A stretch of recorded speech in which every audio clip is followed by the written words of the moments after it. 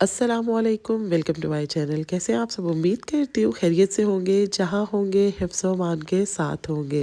भाई वैसे तो आजकल मैं लाइव व्लॉगिंग कर रही हूँ, लेकिन आप लोगों के भाई सवाल ही इतने ज़्यादा हो गए हुए थे, तो सोचा जितने सवालों के जवाब आज दे सकती हूँ आज दे देती हूँ, बाकी कल की वीडियो में दे दूंगी। सबसे पहला और इम्पोर्टेंट क्वेश्चन, मेरे इलाके का नाम क्या है?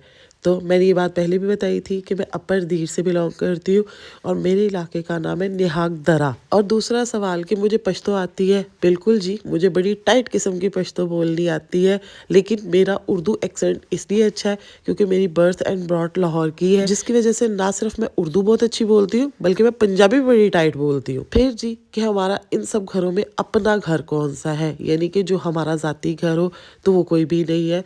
मेरे अब्बू और मेरे चचा सिर्फ दो भाई थे, इनकी ज़मीनें मुश्तरका थी। इन लोगों के दरमियान में अभी कोई बंटवारा वगैरह नहीं हुआ था, लेकिन जो मेरे अब्बू बहुत ज़्यादा बीमार पड़े थे, तो फिर मेरे अब्बू ने घर कोई नहीं लिया था, उन्होंने ज़मीनें ली थी जो कि सिर्फ 2 लाख रुपए में सेल हुई थी। क्योंकि यहाँ की ज़मीनें मैंने आप लोगों को दिखाई है, स्टेयर्स टाइप है, ऐसे कोई किले मुरब्बे नहीं है कि भाई वो बहुत ज़्यादा महंगी होगी। यहाँ की ज़मीनें बहुत सस्ती है, लेकिन यहाँ की ज़मीनें यहाँ के लोगों के लिए है। यहाँ पर कोई बाहर से आकर ज़मीन ना तो खरीद सकता है और ना ही वो यहाँ पर खेती बाड़ी कर सकता है। यहाँ के हर घर से लोग बाहर गए हुए हैं और जो यहाँ पर मौजूद है वो इन ज़मीनों पर काम करते हैं। मेरे गांव में हर घर में आपको हाफिज कुरान भी मिलेंगे, आपको यहाँ पर आलिम भी मिलेंगे। मेरे ख़ानदान के बहुत बहुत सारे लोगों ने हिफ्ज़ भी किया हुआ है। आपको यहाँ पे आलिम भी मिलेंगे, मुफ्ती भी मिलेंगे, अल्हम्दुलिल्लाह। अच्छा जी, फिर नेक्स्ट क्वेश्चन क्या था? हाँ, हीटिंग सिस्टम का, कि हमारे घरों में हीट सिस्टम क्यों नहीं होता है? भाई पूरे दिन में हमें 1 से 2 घंटे के लिए बिजली मिलती है, बाकी पूरा दिन हम लोग इसी तरह गुजारा कर रहे होते हैं। अब जब बिजली नहीं है, यहाँ पर गैस नहीं है, तो फिर लकड़ियाँ ही जलाएंगे। लकड़ियों के हवाले से पूछा गया कि भाई इतनी लकड़ी लोग कैसे लेकर आते हैं, इतनी सर्दी में लकड़ी लाते कहाँ से? तो हमारे गाँव से ऊपर पूरा जंगल ही जंगल है, पूरी गर्मियाँ ही लोग लकड़ियाँ इकट्ठी करते हैं और पूरी सर्दियाँ फिर उसको जलाते हैं। सहूलतें यहाँ पर बिल्कुल जीरो है। रोड इन लोगों बेचारों ने खुद बनाई हुई है, रोड भी इन लोगों को गवर्नमेंट ने नहीं बना कर दी। इसके अलावा हमारे गांव में ना कोई हॉस्पिटल है, ना कोई डिस्पेंसरी है, ना यहाँ पर किसी किस्म का कॉलेज है, ना ही बच्चों के लिए स्कूल है। बच्चे स्कूल भी दूसरे गांव जाते हैं, अगर बीमार हो जाए तो दूसरी सिटी जाते हैं, बड़ी सिटी जो यहाँ की करीब है, वहाँ जाकर वो इलाज करवाते हैं। और अगर वहाँ पर भी उनका इलाज ना हो तो ये लोग 8 घंटे का सफ़र करके पेशावर जाते हैं। अब मैं अपने साथ आते हुए गला खराब की, जुकाम की, बुखार की टेबलेट्स लेकर आई थी, लेकिन उसके बावजूद मुझे इतना शदीद किस्म का फ्लू हो गया है कि जिसकी वजह से मुझे सांस लेने में सबसे ज़्यादा प्रॉब्लम हो रहा है। लेकिन अगर मुझे नेबुलाइज करवाना है तो उसके लिए मुझे 6 से 7 घंटे का ट्रैवल करके जाना पड़ेगा। घर में स्टीम ले रही हूँ लेकिन फ़र्क नहीं पड़ रहा। अब अपना इलाज लाहौर जाकर इंशाल्लाह करवाऊंगी, तब तक आप लोग मेरी इसी आवाज़ को बर्दाश्त करें। वैसे सच्ची सच्ची बताइएगा, इस आवाज़ में सुनकर आपको ऐसे नहीं लगता है जैसे मैं कोई दबे की मरीज़ा बोल रही हूँ? लेकिन ये भी तो देखे ना कि मैं इतनी स्नो की आदी नहीं हूँ, इतनी ठंड की आदी नहीं हूँ, लेकिन उसके बावजूद मैंने यहाँ पर 5 दिन गुजारे अभी तक। अब आ जाते हैं मेरे अब्बू से रिलेटेड जो सवाल पूछा गया कि मेरे अब्बू ने ये गांव क्यों छोड़ा और वो लाहौर कैसे गए। मेरे अब्बू 9 साल के थे जब मेरे दादा अब्बू की डेथ हो गई। मेरे अब्बू को मेरे दादा और दादी ने पाला, लेकिन किस्मत का खेल था कि वो 13 या 14 साल के थे जब उनके दादा और दादी की भी डेथ होगी। तो फिर उनकी जिम्मेदारी उनके चचा पर आ गई। उनके चचा उन्हें बहुत मारते थे, बहुत ज़्यादा मारते थे, इतना मारते थे कि ये अंदाज़ा लगाए उन्होंने मेरे अब्बू की टांग तोड़ दी थी। और मेरे अब्बू ने आखिरी उम्र तक उसकी वजह से माजूरी बर्दाश्त की। मेरे अब्बू एक टांग से माजूर थे। खैर उसके आगे की कहानियाँ बहुत लंबी है। फिर अब्बू अपने चचा के जुल्मों से भाग गए और वो पहले कराची गए। छोटी सी उम्र में उन्होंने कराची में बड़ी मेहनतें की, बोरियां भी सी, बड़ी तकलीफ़ें बर्दाश्त की। उसके बाद फिर वो लाहौर आ गए और फिर वो लाहौर में रह गए। तो हम लोग पैदा ही लाहौर में हुए हैं। हम लोग इस इलाके में ना तो पैदा हुए हैं, ना हम लोग कभी यहाँ पर रहे हैं। हर साल आते ज़रूर रहे हैं, लेकिन कभी हम लोगों को बहुत लंबे टाइम तक अब्बू ने यहाँ पर रखा नहीं, जैसे 1 साल 2 साल 3 साल। अम्मी शादी के 1 साल तक यहाँ पर रही थी, लेकिन उसके बाद अब्बू उन्हें भी लाहौर ले गए थे। और आज वो दिन था जब मैं अपने अब्बू से मिलने कब्रिस्तान जा रही हूँ। जिस दिन मैं आई थी मैं उसी दिन जाना चाहती थी, लेकिन उस दिन हमें सफ़र करके आए थे, बहुत ज़्यादा थकावट हो गई हुई थी। नेक्स्ट डे पे स्नो बहुत ज़्यादा थी, उसके बाद फिर स्नो मेल्ट हुई तो रास्ते बहुत ज़्यादा गीले थे, गाड़ी स्लिप हो रही थी, जिसकी वजह से फिर हम लोग आज आए हैं। ये 3 दिन का इंतज़ार ना मुझे बड़ा तवील लगा कि मैं बिल्कुल अब्बू के पास हूँ, लेकिन मिलने नहीं जा पा रही। ज़माने की सख्तियाँ बर्दाश्त करते करते आज अब्बू उसी जगह पर आ गए जिसको छोड़ के सालों पहले चले गए। लेकिन मेरे अब्बू की वसीयत थी कि जहाँ पैदा हुआ वो इलाका चचा की वजह से नसीब ना हो सका, लेकिन वहाँ की मट्टी मेरे मरने के बाद तो मेरी किस्मत में हो ना, तो मुझे वहीं पर दफन कीजिएगा। बस फिर अब्बू की कब्र हमें यहाँ पर अब्बू की वसीयत की वजह से बनवानी पड़ी थी। मौसी बहनें मुझसे ये भी सवाल पूछती है कि आप लोग लाहौर में रहते हैं लेकिन अब्बू को गाँव में क्यों दफनाया था? तो सिर्फ अब्बू की वसीयत की वजह से अब्बू को हमें यहाँ पे दफनाना पड़ा। अब वो इन खूबसूरत इलाकों में दफन है और हमें उनसे मिलने के लिए यहाँ आना पड़ता है। बाकी तो हमारा पूरा ख़ानदान यहाँ पर है और अब्बू की कब्र रोड साइड पर है। रोड पर आप खड़े हो तो बिल्कुल साफ अब्बू की कब्र नज़र आ रही होती है। मतलब यहाँ पर जितनी भी कब्रें हैं ना वो बड़ी आसानी से नज़र आती है। तो आने जाने वाला हर इंसान इनकी कब्र पे फातिहा पढ़ के जाता है। जैसे कि मैंने आप लोगों को व्लॉग में बताया कि पूरा ख़ानदान ही मेरा अपना है। तो यहाँ पर आने जाने वाला हर इंसान इनके लिए फातिहा करता है। बल्कि ये कब्रिस्तान भी हमारे रिश्तेदारों का ही है सारा। अब इंशाल्लाह नेक्स्ट ईयर अब्बू की कब्र पर इस तरह से जो मैंने ये साइड पे कब्रें दिखा रही हूँ जिसपे ना टीन लगाया हुआ है ताकि बर्फ़ जब पड़ती है ना तो कब्र के ऊपर ना पड़ी रहे। ये नेक्स्ट ईयर अब्बू की कब्र पे करवाएंगे क्योंकि अभी भी जब हम लोग आए हैं ना तो हम लोगों ने सारी इस पर से बर्फ़ उतारी।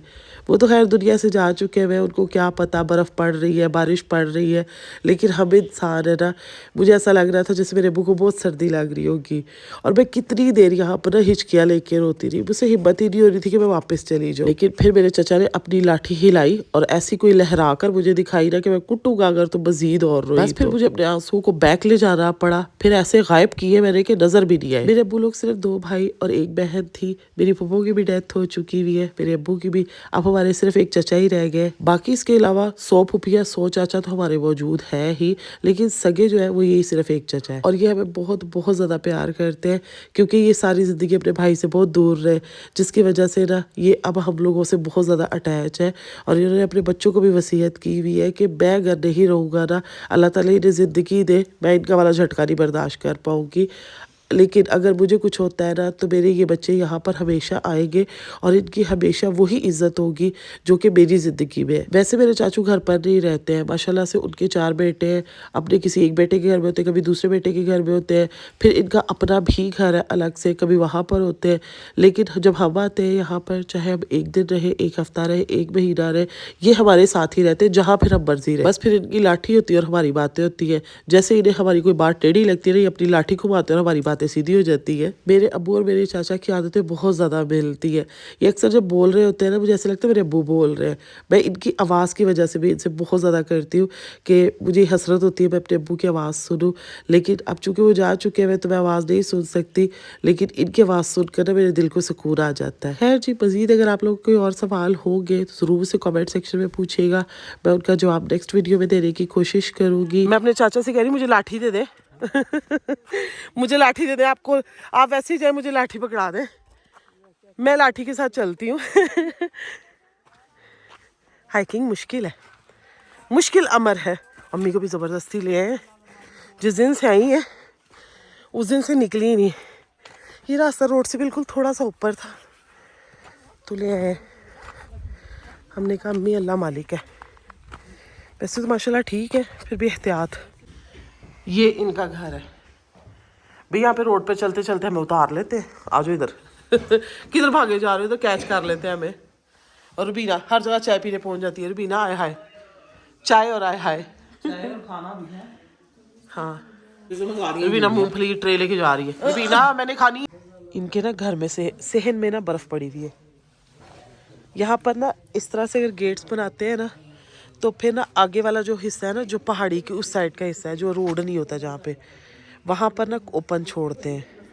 ये घर का बैक वाला रास्ता है, मतलब 2-2 रास्ते होते हैं इधर घरों के। ये बकरियां हैं, बकरियां। इधर आपको हर घर के बाहर बकरी, गाय, भैंस मिलेगी।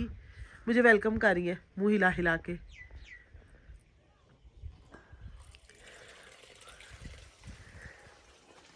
धूप में मंजर ही और हो जाते हैं। हेलो बकरी, हेलो हेलो हेलो बकरी, क्या खा रही हो? ये लो। इधर छोटे छोटे बच्चे भी इस तरह मेहनत करते हैं। अभी पानी का रास्ता खोल रहा है।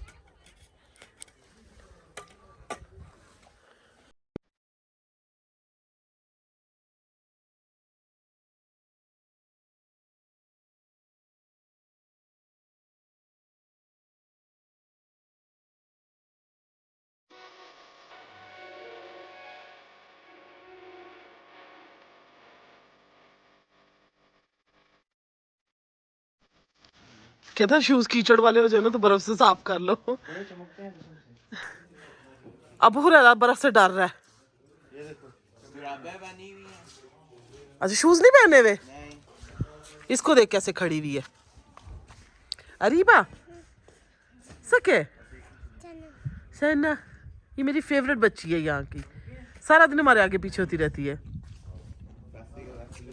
हिला मेरे हाथ बर्फ हो गए हैं, हाथ मैंने धोए, मेरे हाथ बर्फ हो गए। खाना खाने के बाद तो उल्टा ही थोड़ा सा बॉडी को हीट मिलनी चाहिए थी और हाथ ठंडे हो गए। रुबीना वैसे कहती मुझसे चला नहीं जाता और स्पीड इसकी हमेशा मुझसे ज्यादा होती है।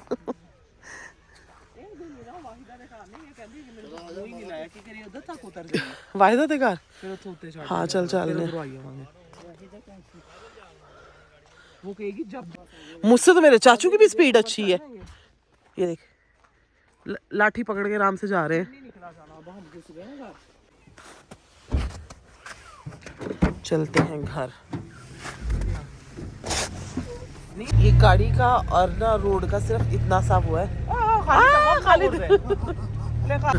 रात को हम लोग ना इस घर में दावत पे आए हुए थे, ये वाले घर में। कैमरा जो है ना वो फुल हिल रहा है क्योंकि हम भी हिल रहे हैं साथ में। ये देखिए ये रोड और साथ में छत है। लोग कहते हैं कि आपके घर कैसे होते हैं, रोड के साथ ही छत मिल रही होती है, ऐसे मिलती है वो। भाग जाओ बकरी भाग जाओ। सड़क उस पे बर्फ पे घूम रही हो, जूते पहन के घुमा करो। बाहर से फोन ओह ये तो दरवाजा ही नहीं खोल रहा बर्फ की वजह से। उतर गई आ।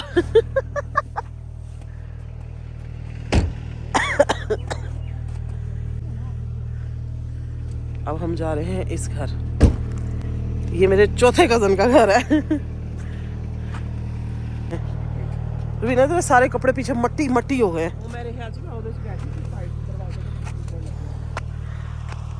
पुराने घर टूट गए हैं अब यहाँ के जो मकीन है ना वो चले गए हैं। यहाँ पे रहने वाले जो है ना अब वो दूसरे घरों में शिफ्ट हो गए हैं। इसमें अब सिर्फ बर्फ पड़ी हुई है। यहाँ पर भी कभी कोई रहा करता था। आए हम गाड़ी में थे, जहाँ हम पैदल रहे, गाड़ी वाला में छोड़ के भाग गया। या अल्लाह इतना वो गया हुआ ना कीचड़ कि पाँव स्लिप होते हैं, लेकिन जहाँ पे बर्फ है ना वहाँ पर नहीं होते स्लिप। आओ पता लगे मैं बर्फ से भी स्लिप हो गई हूँ। ये छत है, ये घर है और ये पीछे रास्ता है जाने के लिए और ये ऊपर खेत है। ऐसे ही कश्मीर में मिलते हैं। कश्मीर भी ऐसा ही है। लोग जब मेरी वीडियो देखते हैं उनको लगता है मैं कश्मीर में घूम रही हूँ। मैं कश्मीर में नहीं हूँ। अब आप लोग ये सोचें कि बाइक यहाँ पर आई कैसे होगी। मुझे तो नहीं लगता कि यहाँ पे कोई रास्ता है, इसी रास्ते से आ सकती है। रुबीना का काम देखे, मेरे भाई के कंधे पे हाथ रख के जा रही है। अच्छा एक बार ना इसी तरह ना हम लोग अपनी ना फूफो के घर जा रहे थे, तो इतनी ऊंचाई नहीं है, मतलब साइड पर ना खेत था नीचे और ना रोड, ये जो जगह है ना पगडंडी वो इससे भी पतली थी। मैं बड़ी स्पीड में जा रही, मुझे था कि भाई जल्दी से गुजर जाएंगे। वो क्या हुआ कि ना मेरा पाँव स्लिप हुआ, मैं सीधी नीचे को 15 से 20 फुट थी उसकी गहराई, नीचे मैं गई हूँ। लेकिन शुक्र वहाँ पे पत्थर नहीं थे, वो सारी नरम मिट्टी थी। चोटें तो लगी थी मुझे और तब उसके बाद से ना मैं डरती बहुत ज़्यादा हूँ। मैं जाते हुए ना हाइला मुझे लगता है मैं फिर गिर जाऊंगी। वो खौफ मेरे अंदर बैठा हुआ है। या अल्लाह यहाँ पे तो सिर्फ बर्फ है। हाँ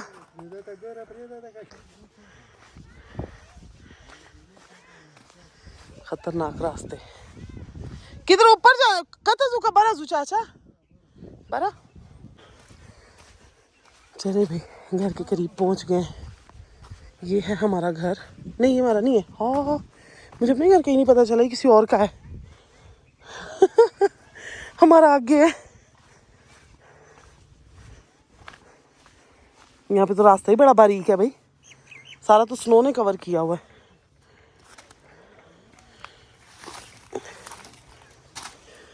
इधर इनका गेट है, ये रास्ता है और ये गेट है इन लोगों के, जो भी हैं यहाँ पे रहते हैं। रिश्तेदार ही होंगे, एक्सप्लोर करने पड़ेंगे कौन से हैं।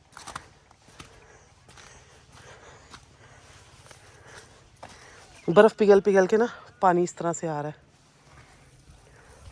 इनका चूल्हा जल रहा है, धुआं निकल रहा है उनकी अंगीठी से। चलो एक और फैमिली ने घेर लिया वो जिनका मैं गेट दिखा रही थी ना, वो भी रिश्तेदार ही है। मैं कहा एक और फैमिली ने घेर लिया रवीना। मैं गेट दिखा रही थी वहां से, मैं कह रही थी भी हमारे कोई रिश्तेदार ही होंगे, बस एक्सप्लोर करना पड़ना केड़े वाले हैं। नहीं पता लगा अब पूरा कजन ही है। उस दिन ਅਸੀਂ ਰਾਤ ਨੂੰ ਆਏ ਸੀ ਨਾ, ਹੁਣ ਅਸੀਂ ਦਿਨੇ ਆਏ ਆ। हाँ मुझे मैं नीचे से दिखा रही थी कि हमारी आंटी का घर है। ऐसे होना साइड तो आया ना, ਹੁਣ ये ये बैग ले कस में मेरे को नहीं चलेगा जा रहा है। इधर जिस घर में जाओ जबरदस्ती चाय जबरदस्ती खाना। अल्लाह की कसम मेरे ना दोनों गुर्दों में खाना जमा हो गया, इतना खा लिए और खिलाते भी इतना जबरदस्ती है ना। मैं पहले भी गिरी हूं, ऐसे पीछे साइड पे सीधी स्लिप हुई हूं। मैं सजाद तो क्या मैंने शॉल ही हाथ में पकड़ ली। मैं इतनी ज्यादा मुझे गर्मी लग गई, मैंने कोट पहना हुआ, एक मैंने शॉल पहनी हुई है। तेनू गर्मी लग गई, मैं स्लिप हो गई, मैं पीछे सारी गिरी। भाई मैंने दुपट्टा पहना हुआ है ये ना समझना दुपट्टा भी था। मैं तो भाई बर्फ के ऊपर आके गिरी। मैं सजाद को कहा इधर आ, भाग के आ, मुझे उठा, मेरे कपड़े भीग गए। मेरा भाई बेचारा इसको ले लेके घूम रहा है। हाय अब मैं कैसे उतरूं भाई इधर ना कुछ घरों के रास्ते बड़े खतरनाक हैं, जिधर से जाना हमारे लिए औंखा है, औंखा। यहाँ पर इनके घर में ना किन्नू लगे हुए हैं, बर्फ को क्रॉस करके किन्नुओं तक जाऊंगी, पर जाऊंगी। वाह वही कितने प्यारे लग रहे हैं तोड़ू ही रहने दूँ, नहीं रहने देती, मैंने नहीं खाना अभी इस टाइम पे, मैं बहुत फुल हूँ इस टाइम। ये देखें पके हुए हैं सारे, अच्छा पर ये खट्टे होंगे, छोटे छोटे हैं ना, मुझे खट्टे लग रहे हैं। बारिश हुई तो है, मैं भी पक गए हूँ। मैं नहीं तोड़ रही, मेरे लिए फैसला करना ही मुश्किल है, मैं नहीं तोड़ रही ये किसके अजीबो गरीब गाड़ी आके खड़ी होगी यहाँ पे। मगरिब का टाइम हो गया है, सनसेट हो चुका हुआ है, लेकिन फिर भी देखें व्यू क्या कमाल का है। लोगों के घरों में लाइट्स जल पड़ी है, नजर नहीं आ रही। जब लाइट्स जलती है ना तो पहाड़ों पे ऐसे लगता है जैसे छोटे छोटे लेडी बर्ड्स घूम रहे हैं। इस बच्ची को मैं बड़ी पसंद हूँ, ये सारा दिन मेरे इर्द गिर्द होती है इसका नाम है आयजा नूर और इसका नाम है Junaid. He is one and only Junaid. दिखाओ जुनेद क्या है, सदी दरसा तो है ये ना, ये क्या है, नींबू है माल्टा, अच्छा कीनू है छोटा सा, वो होते नहीं छोटे छोटे से जो ग्रीन अभी बन, नारंज, वो कह रही है नारंज है, लेके आया मगर ये खट्टा बहुत है, मेरा पहले गला खराब है। लाइट्स लगना शुरू हो गई है, चांद निकला हुआ है। अच्छा इस वाले फिल्टर में ना सही व्यू नजर आ रहा है नबीहा, हालांकि काफी ज्यादा अंधेरा हो चुका हुआ है, लेकिन इस फिल्टर के अंदर ना सही नजर आ रहा है। लेकिन उसके ऊपर टाइम भी लिखा हुआ नजर आ रहा है नबीहा उसके ऊपर टाइम भी लिखा हुआ नजर आ रहा है, 6:05 हो चुके हैं। चलिए जी, ये था मेरा आज का व्लॉग। आप लोगों को कैसा लगा कमेंट सेक्शन में ज़रूर बताइएगा। वीडियो अच्छी लगी हो तो प्लीज़ प्लीज़ प्लीज़ ढेर सारे लाइक कीजिएगा और चैनल को ज़रूर सब्सक्राइब कीजिएगा। इजाज़त चाहती हूँ, अल्लाह हाफ़िज़।